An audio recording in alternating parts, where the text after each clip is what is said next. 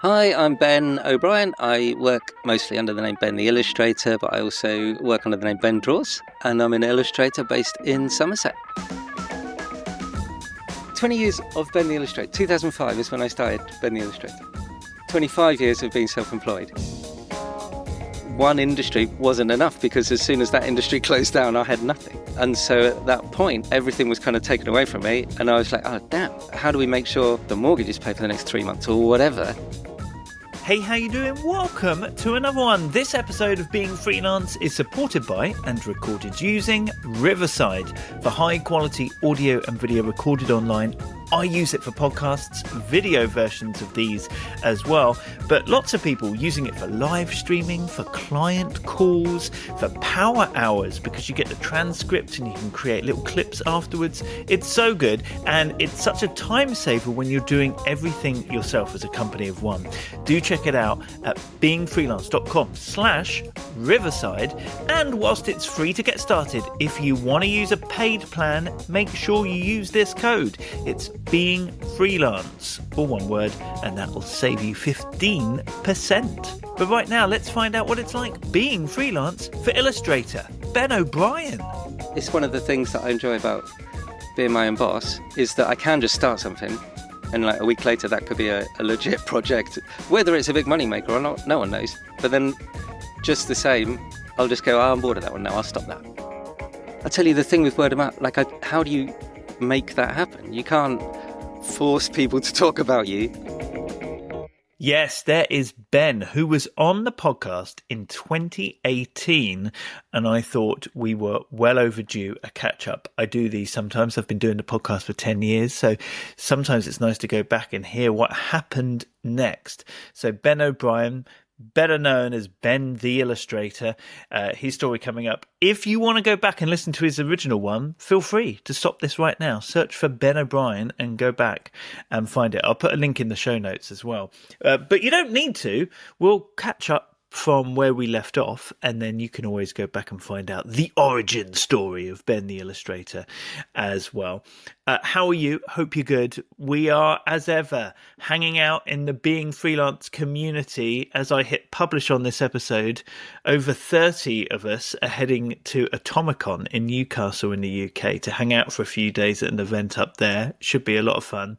But we also hang out online. You don't have to be nearby in order to be part of it, to get the support, to have people cheering you on, to brainstorm, to sense check, just for a bit of company, because one of the hardest things of being freelance is doing it alone. So go to beingfreelance.com. In amongst everything else that is there, the course for new freelancers, the articles, the podcasts, you will find a button that says community. Click on that and come find us, and I'll see you in there very soon indeed. Right now, though, shall we crack on and head to Somerset and say hello to this week's guest, and that is freelance illustrator Ben O'Brien. Hey, Ben. Hey. Hi, Steve. Nice to speak to you again. Thank you very much for having me on. I want to pick up from where we left off, really. So remind us what you were doing in 2018 and then take us on a journey.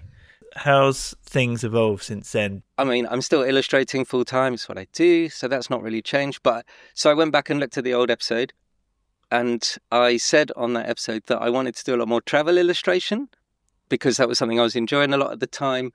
So 2018, so I did do that. I kind of pushed myself in the travel industry. I got a few kind of like good regular clients. I was doing a monthly job for an airline magazine. I was working with a PR company on quite a regular kind of rate, quite a few things like that. And it was all kind of like really good. And then obviously 2020 happened and the travel industry crashed. And at the time, I had maybe 4 or 5 projects on, a couple of fairly big ones and then a few of the regular ones, and everything got cut off, sort of thing. Every job I was on got cancelled as soon as we kind of went to lockdown, because that was the first industry to panic, really. Like, we went into lockdown. I was kind of kept busy, I think, for the first few weeks because I got a son and he was like, obviously, like we all had to, home educate and all that kind of thing suddenly. My wife's business had to kind of work out how they were going to do it. So I kind of probably just didn't really focus on my own work for a while. And because I didn't have any clients, because they'd all dropped everything, I didn't really do anything. But then obviously it came to a point where I was like, okay, I have to figure this out now, because this past 2 years, of working in the travel industry now is, I didn't know where it was going to go. I didn't know how long lockdown was going to happen. I didn't know how long the world was going to stop traveling and that kind of thing. So I guess I kind of pivoted, and I ended up doing a lot of work for the music industry. Music's like my first love, so I think beyond, even before illustration or whatever. And so I started to kind of connect with more people like that. There was a lot of things going on, like lockdown stuff. Tim Burgess, the singer from the Charlatans, started doing these Twitter listening parties. And I was so every night, everyone would listen to an album at the same time. And then people would tweet along with it. And then he'd have the bands tweeting about it, or people who worked on the artwork or that kind of thing. And so I kind of found a really nice like community there of people I got to know. And then I got to know Tim Burgess. He asked me to do a couple of things. And so I did some illustrations for the listening parties. And then that's kind of grown. And then now I work quite regularly with him and kind of his team of people and doing things with them. And then through doing that, I got to know quite a few kind of bands, kind of up and coming bands and established bands. And I've kind of now working far more on like music based stuff or music festivals, events and that kind of thing, which is, like I say, that's my love sort of thing. So I'm getting to do these things, and I'm getting to go places and meet my heroes sometimes, and kind of just working on stuff that I really, really love. And that's kind of where I am now. I mean, as far as my own work, that's kind of, that's where I am now. Much more in the music industry. Yeah. When you say, I got to know Tim Burgess and he asked me to do a couple of bits, I almost feel like there might be a little step missing out of there, though. As in, like, did you create a piece of art? Like, how did he know what you could do in order to ask you to do it? There was one morning when we were in lockdown, and this was quite early on, because I remember it must have been like early spring. I was walking the dog quite early one morning, because we had to, you had to go early before anyone else was out and that kind of thing. And I was listening to music. I was listening to Massive Attack. It was their first album. I always like the cover for it, which is like a warning sign sort of thing. Mm-hmm. And I was like, do you know what I might do for fun when I get back is like create my own version of that. So a kind of a simplified graphic version of that cover. And I did that, and it was just kind of a satisfying thing to do. And I put it on socials, and people were like, oh, that's cool. I like that. And then I started doing them during the listening party. So that evening, maybe even, there'd be a listening party and everyone would be on Twitter. And then while I was listening to it, I'd create my own graphic version of that cover. And then I'd share it during the thing. And everyone was like, oh, these are really cool. And then I started building up a collection of them. Tim liked them. That was the connection, I think. That was the first time. Then he sent me a direct message saying, these are really cool. Let's do something, blah, blah, blah. And he started telling me about listening parties that were coming up. And, maybe you could get ready with this one or this one, if there was like a particularly big listening party, because it was all just kind of like promo, and it was all kind of like just this fun, weird community thing that was going on during lockdown, where you had to kind of like find your people and do whatever. So I was like, yeah, of course, I'll do this. So it started with that, with these kind of graphic album covers, which then built into quite a big project for me. And I ended up doing, 150, 200 of them sort of thing. I started selling them as prints, which I closed the print store earlier this year just to have a bit of a break from it and kind of refocus a little bit. But during lockdown, it was really good for me, because that's where I could make money, sort of thing, because everyone was at home a lot more. We had this community, this kind of Twitter listening party community. People wanted to do more in their houses, and kind of like people were buying more artwork for their houses than they had before, because if people were still earning, then they had a bit of expendable income, and you couldn't go out, you couldn't go on holiday, you couldn't, and so I've kind of realised people were doing a lot more at home. So I kind of started pushing them as a thing, and people started buying them. I did them as 12-inch prints. They come in kind of a vinyl sleeve, big kind of neon sticker on it like you used to get in the record shops. Yeah, and it kind of became a thing. So it became quite a big part of my business from late 2020 probably until earlier this year. Isn't that amazing? All out of just... Well, it's not even like a side project. It's just, I love drawing, I'm being part of this thing, and I'm going to do it. But that's essentially what it was. Yeah.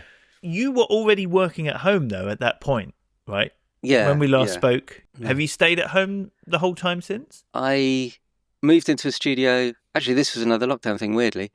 It's a long story. There was a big building down the road from where I am, a big kind of former industrial building, the front of which is a bakery, the back of which was empty. Someone was going to put studios in there, sort of thing. They were going to like build it into studios. That didn't work out for the person who was doing it.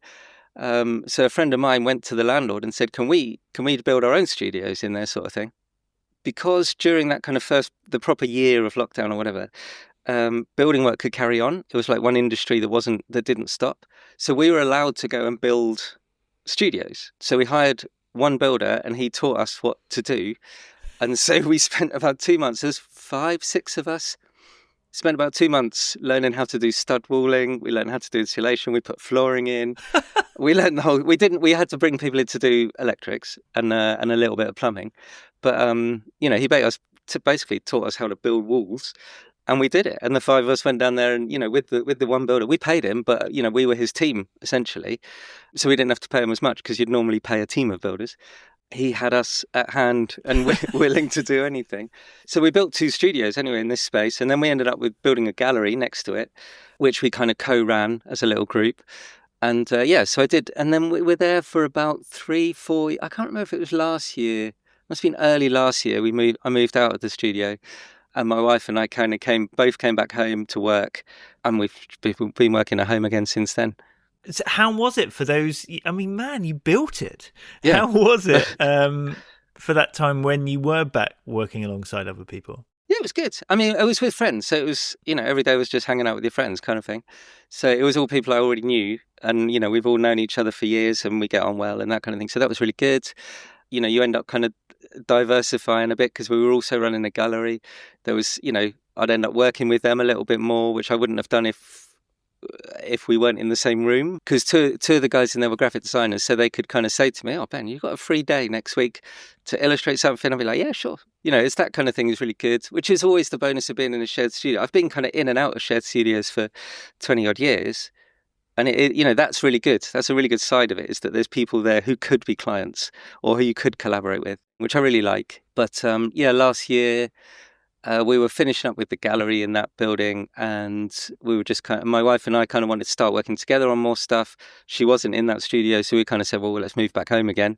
So we moved back home, decorated our spare room, and this is where we're working now. So are you two working together now, or just working at home together? We've always worked on and off together, but then as of about a year ago, we've started working kind of officially together. So my wife's like a brand consultant, so she doesn't do the design work, but she does a lot of kind of creative direction and that kind of thing on like brand things for like independent brands. She finished her old company and she started getting offers of projects to work on, sort of thing. And she said, well, why don't we just do it together rather than her finding designers to work with or illustrators to work with? We'll do it as a team. And I've always been a bit... So I have 2 illustration portfolios in different styles. I work quite strictly within those 2 things. I don't really like the idea... Well, I didn't used to really like the idea of being like a jack of all trades or trying to manage other illustration styles or anything like that. I kind of got set in my ways in a way. But working with my wife, it kind of feels sort of different, and it's a lot more playful. When we've got a project now, we're not restricted to how I already illustrate. If my wife says, could you do this? Could you do something like this? What about, whatever. And I'll give it a go. Now I kind of like, I don't know, I felt something different last year that I haven't felt in a long time, where I wanted to do new things and I wanted to experiment more and I wanted to create different styles of illustration or design work, and it's all, it's all been pretty good like that since then. So Ben the Illustrator still exists with his own niche and style. Yeah. But does this have a company name? Yeah, we're called Extra Dollop. Nice. As in, like with ice cream, like we give you the extra dollop sort of thing.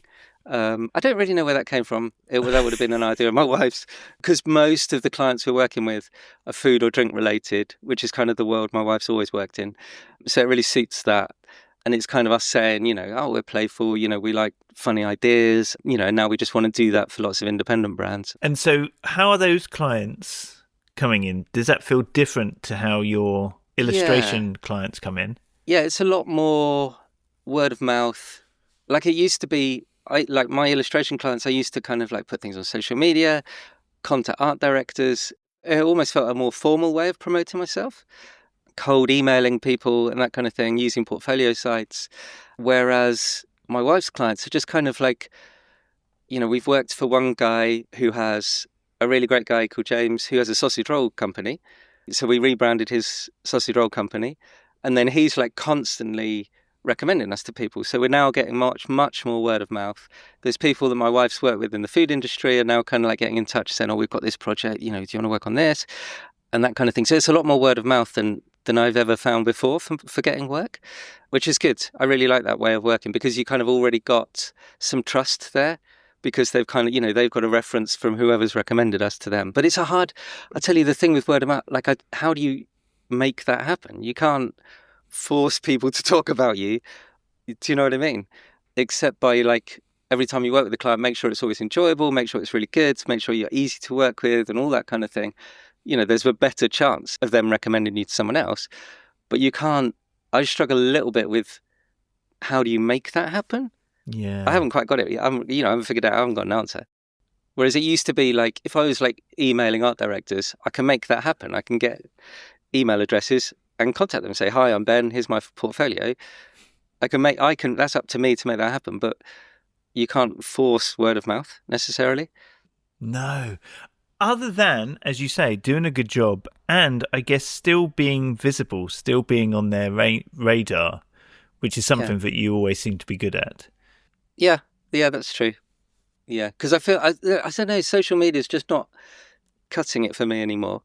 I used to kind of feel a real kind of like buzz around it, and I'd feel like I could put something out there or put a few illustrations out there on a certain theme or whatever, and then, there'd be work come out of it. Someone would contact me or whatever. So I'm still putting myself out there sort of thing. But yeah, I'm finding it's a bit more kind of like unknown, I feel now, how things are now. Social media is not as clean cut as it used to be. But you mentioned there you having two portfolios, like two styles, whereas when we spoke, pretty sure you only had one. Yeah. So have you... Yeah, what happened there? So again, this is in the studio with my friends, and one of them, Neil, who I'd worked with a few times, he's a creative director. He was working on a packaging project for a seaweed snack, right, from Copenhagen. And he had an idea for how he wanted it to be. He was doing the branding design, the logo typography and all this kind of stuff. And he wanted these kind of hand line drawn illustrations sort of thing. And he said to me, because I was literally on the table next to him, he said, could you do something like this? And I was like, no, I don't think so, but I can recommend people. And so I gave him a list of illustrators that I knew would be kind of like work well with it, that would bring something creative and this kind of thing. He worked his way through that list. And some people weren't available, some people he couldn't get in touch with. Weirdly, one person had recently done a seaweed snack campaign, so they couldn't do it. And they were like, oh, I'd love to work on this, but I think it might cause an issue with my other client. And so Neil was like, are you sure you can't work on it? And I was like, okay, I'll have a little play. And he gave me a few sort of like ideas and a bit of a mood board, and I kind of went away and sort of did some doodling essentially.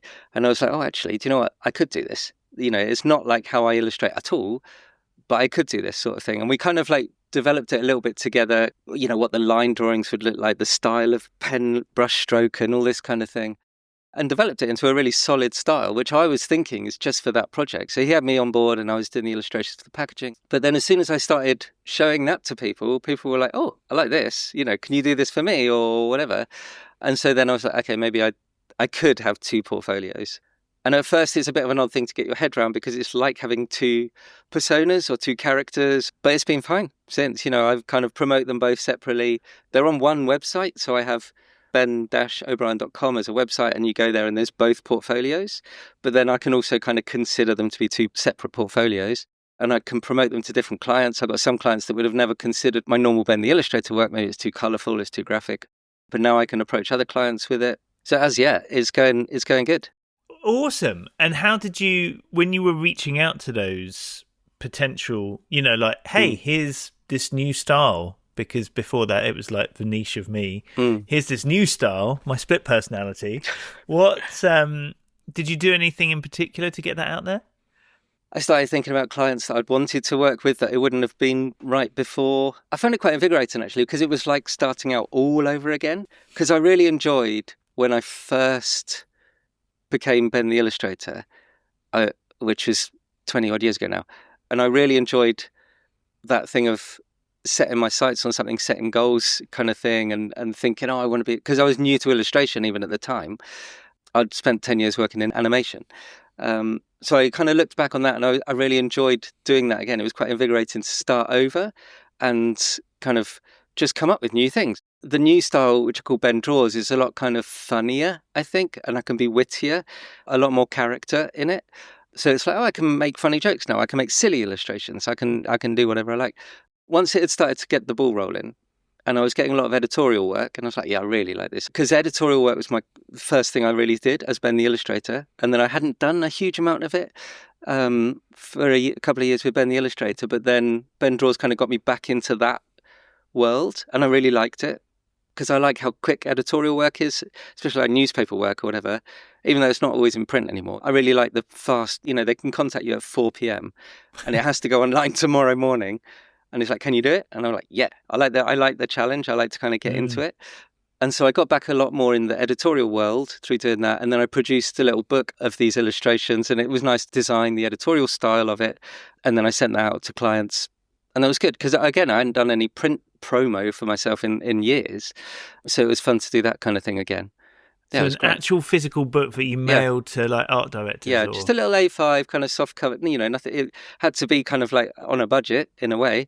But I'm lucky that, I'm a good friend with the guy who runs a print company, and he can advise me and tell me the best way to do it. And he'll do small batches, which is really important. Because there's a lot of time you think you'll get something produced and they'll say, yeah, sure, it starts at 500 or it starts at 1,000. But he'll I'll do you 20. Okay, cool. So I did do that. So that was really good. Amazing. And that worked. Yeah, it did. Yeah, it was nice. I kind of got to connect with a few more people through that, art directors and design agencies, ad agencies and that kind of thing. And then, and then there was more work, for a little while there was more, because it was more exciting and new. There was more work for Ben Draws than there was for Ben the Illustrator. This is like you've diversified twice. So there's Dollop, extra Dollop. Yep. And 2 versions of Ben. Yeah. But I'm good. I mean, I don't know what it is, but I get bored quite easily. So I've always kind of had these other things that I'll start. It's one of the things that I enjoy about being my own boss, having always been my own boss, is that I can just start something. And like a week later, that could be a legit project. Whether it's a big money maker or not, no one knows. But I like to do that. But then just the same, I also just kind of like cull things. If I end up with too many things, I'll just go, I'm bored of that one now, I'll stop that. I mean, and if it's only me working on it, it's no bother. I don't have employees. I don't have other people relying on those ventures, whatever they may be. So I quite like that. I've kind of always had these things that I'll start something new, build it up. And then if either it's not working anymore or it's not profiting or I'm just bored of it, I can just call it a day and do something else. I know something else will come to fill my time. Ben, how is work-life balance for you now, COVID aside, for you now compared to 2018, do you think? Yeah, it's fine, I think. I don't remember what I said last time, but I used to have a bit more of a problem of, not my family, but like family life or that kind of thing, kind of encroaching on work time. I sort of have always been so rigid about, I need to make sure I do a full day's work every day. And then now I think I've kind of aged a bit and I've kind of eased up a little bit. And now, if my son says, can you pick me up? Can we go here? Whatever. Especially like during the summer holidays when they're at home all the time. I'm a lot easier about it now. If so long as the work, so long as I know I can get work to a client on time and meet my deadlines and all that kind of thing, I'm a lot easier about prioritizing family, not trying to say, oh, look, it's 3:00. I can't stop till 5. I'll just go, okay, that's fine. I'll do this tomorrow. I think that's just an age thing, trying not to stress as much. So nice. I think probably work-life balance at the moment is as good as it can be, really. Good to hear. Back with Ben's story in a moment. This episode is also supported by Freelancer magazine, who have some lovely cover stars in their back catalogue. They were very kind to cover for 10 years of Being Freelance earlier this year. Those sweet glossy pages that could be coming through your door. There's a digital version too. They do 4 issues a year, but Freelancer magazine is alive all the time with an online membership, co-working, events, a directory, so much more than just, well, I don't want to say just, because blimmin' love the magazine, but you know what I mean? There's a lot to it. Find out everything they're up to at freelancermagazine.co.uk. For freelance-specific business advice, inspirational stories, practical tips and more, you need it through your door or in your inbox, but it doesn't rhyme quite the same. Go to freelancermagazine.co.uk and thank you to them for supporting this episode. Right, let's get back to Ben's story. So you feel like the industry has changed since 2020? Yeah, I do. I mean, not necessarily bad. Not necessarily, there's hybrid working is more normal now. Remote working is more normal now. So I'm hoping that illustrators that aren't near a major city are perhaps more able to be getting regular work or even taking on full-time jobs for working remotely and that kind of thing. Social media has changed a lot. Obviously now, mostly in the past year, we've got AI to kind of confront with. And even like stock illustration sites have kind of stepped things up even more with their technology. So there's different battles now to what there was 5-10 years ago. How do you confront those battles? Well, let's say the AI one. And one of the things for me is that like AI can produce a certain types of illustration very well, but it has to be fed the concept. AI can't really come up with great ideas. It can only reproduce what's already out there, or kind of reflect the idea of whoever's prompting it or controlling it. Whereas illustrators, humans, are really good at coming up with visual ideas because that's kind of what we do. And so I'm just kind of dedicating myself that when I'm doing illustrations now that I've got a really strong concept that's come from nowhere but my own head, because that will win over the machines. Because I've not seen a kind of an image generating AI thing that can come up with great ideas. And so I'm dedicated to that, to making sure I've always got really good concepts on things. I'm trying to also put a lot more detail in my work and a lot more kind of texture and that kind of thing. I'm trying to experiment more, so create, using, more interesting color palettes or colors that shouldn't really go together and that kind of thing. Because if no one else is doing that, then it's not out there for AI to do. I'm creating it myself. Yeah, so that, as far as that battle goes, that's kind of where I'm at. And I'm trying to sort of keep in touch with kind of industry people, whether they work at ad agencies, design agency, whatever, to see where they're at. Are they turning to AI and that kind of thing? And I think a lot did. They've tried it a lot, but they're starting to realize it doesn't really give them the originality they want, or it doesn't make things kind of as handcrafted as they want, concept-wise, and all this kind of thing. So I'm starting to hear more conversations now of people who have tried it and it's not worked out, or they've tried it and it works for some things, like it's great for doing like rough storyboarding or trying out video effects or some kind of thing, but it doesn't necessarily produce it at the standard that people want. To actually put out there, especially if it's like an ad campaign, it's a big budget. You can't put something out there that's substandard. So I'm hoping that battle, we will overcome that battle just by being human. And by being nice to work with. Yeah, 100%. Yeah, because it's also, I don't know, like on the concept thing, it's like bringing something new that they might not even been asking for it, but sometimes you can say, oh, have you considered this? And AI doesn't do that, doesn't think of other things you could do. So kind of like, you can I just feel we can bring more, and be more enjoyable to work with and more reliable, I'd hope. Yeah. You mentioned, so have you just celebrated 20 years? 20 years of Ben The Illustrator. 2005 is when I started Ben The Illustrator. And last year was 25 years of being self-employed, because I worked in animation beforehand. But yeah, 20 years of Ben The Illustrator, which was April, I think, this year, March, April. So I did a bit of a thing. I kind of did an illustration every day, and I wrote a little blog post just about my experiences or my kind of knowledge, but I don't really feel like, I hate people trying to be an expert in a way. So all I can speak of is my own experiences. So this is how I do things, this is how I approach things, that, my thoughts on things, opinions, 20 illustrations to mark the 20 years. So it was every weekday for a month. Yeah, and I put a post out every day, which was really nice to do, and just creating like a new portfolio, a new body of work around it. So that was really good. I really enjoyed doing that because I feel like I hadn't sort of spoken out on industry things that much in recent years. And so now I have this nice kind of body of work and writing about the industry. And so I'm kind of now sort of fiddling about with like, could it be a book? I'd really like to do a book about illustration, about the industry and that kind of thing. So that's my kind of next step with that. That's, with the work I produced for that month. Obviously, it's that whole visibility, it's that playful exploring type thing as well, giving you something to put out there. But what did you, in having to sort of analyze those 20 years and think about it all, what kind of jumped out at you? The main thing was that I really love illustrating. Like it's literally, for myself, if I didn't have any work, I would still keep making pictures. Even if I didn't show them to people, I still just really, really enjoy that process. It's like, I don't know, you go for a walk because you enjoy walking, or people who do sport because they enjoy playing sport.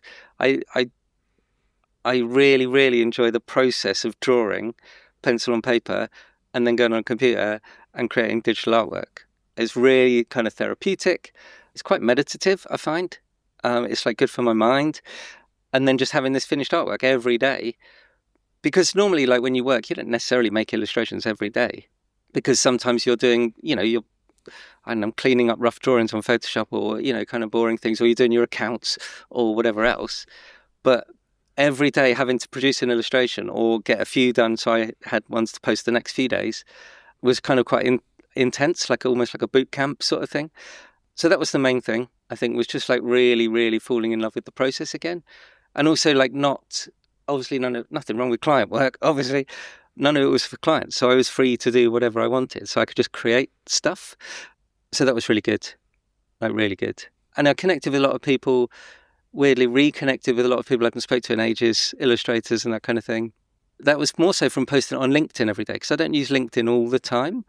It's super handy, it's probably the best social media platform as far as work goes for your career, but I don't post on it daily. But for that month I did. And then, the algorithm sort of helps you out a little bit, and people start kind of coming out of the woodwork. It's like, oh my God, yeah, well, I haven't spoken to you in ages.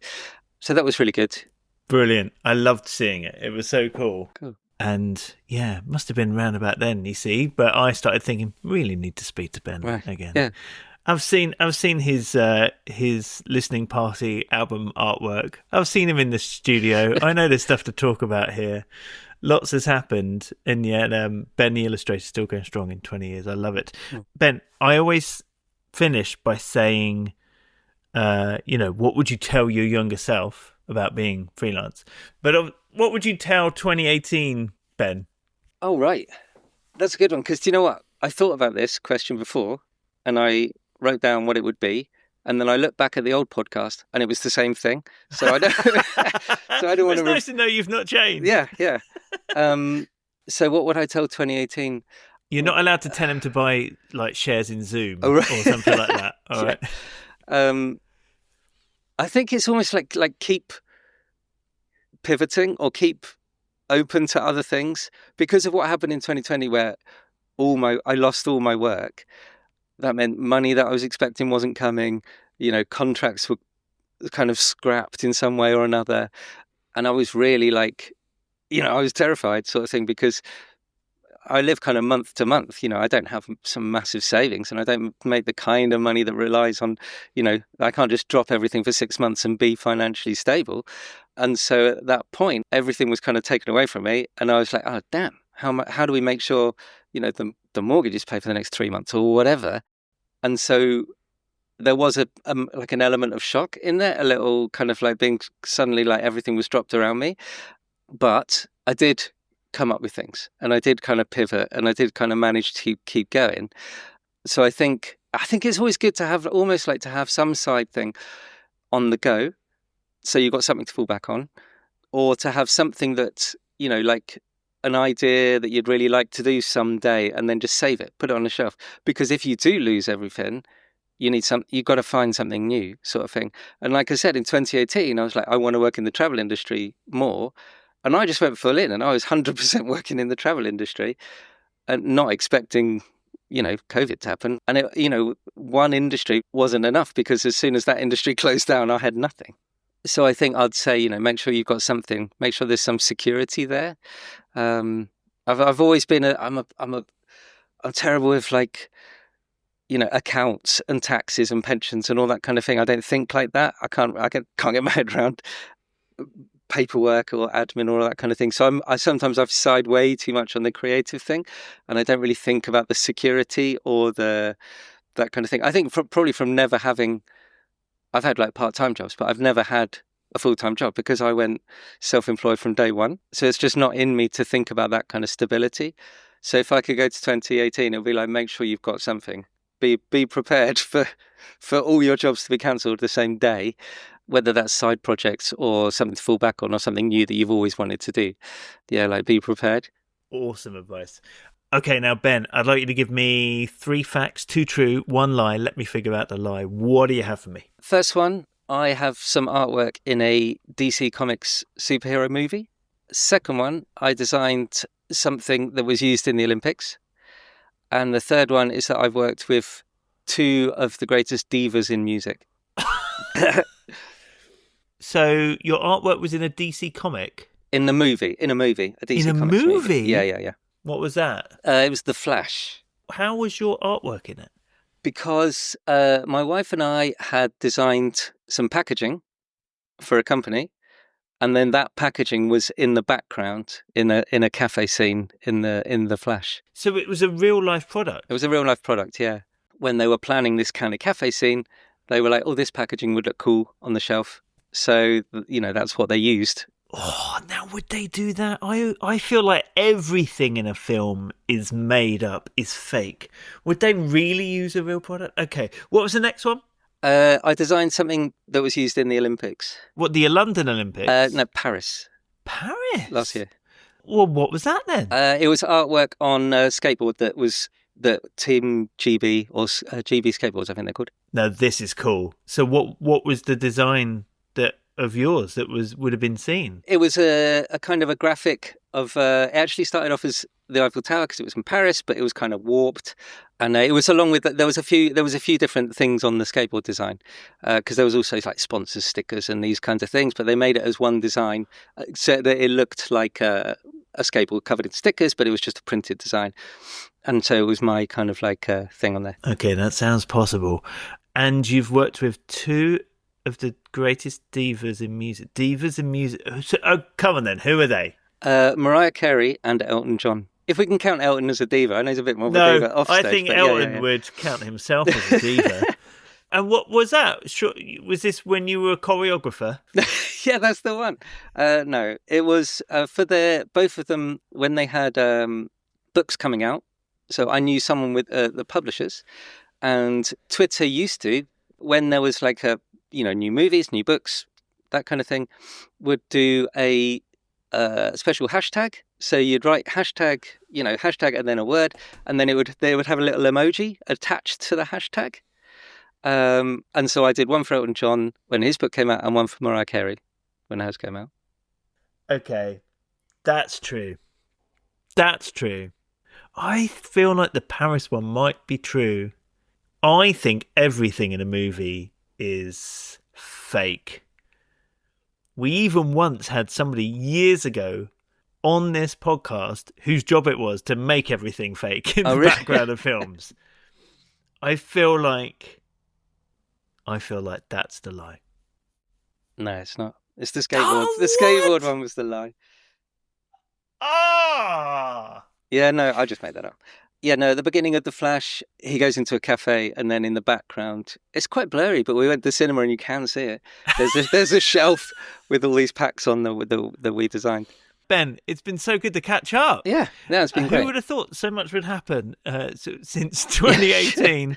But also, congratulations on 20 years of Ben The Illustrator. Yeah.